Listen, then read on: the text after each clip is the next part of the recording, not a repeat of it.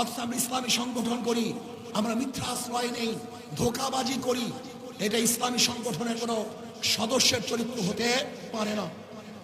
বিগত দিনের যত বন্দোবস্ত ছিল সব মানুষ ভুলে গিয়ে নতুন এক সমাজের অপেক্ষায় আছে।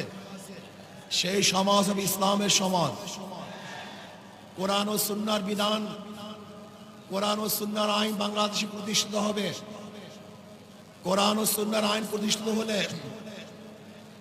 সাম্যতা রক্ষা হবে, মানুষের মধ্যে বৈষম্য থাকবে না।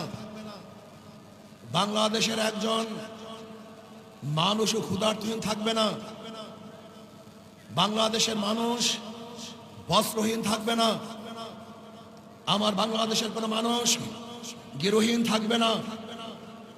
যদি ইসলামী হুকুমত হয়, বাংলাদেশের একজন মানুষও চিকিৎসাবিহীন মারা যাবে না ইনশাআল্লাহ।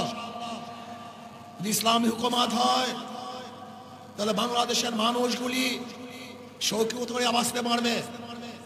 এই ভূখণ্ডের দিকে কেউ আঙ্গুল তুলে তাকাতে পারবে না।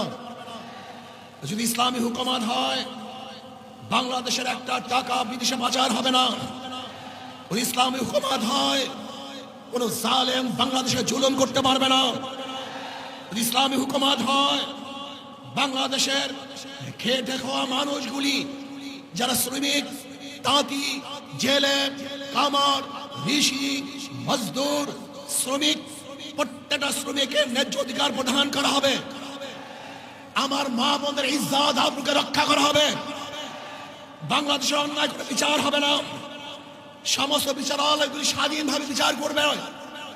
বাংলাদেশে কেউ খাবে কেউ খাবে না, তা হবে না, তা হবে না।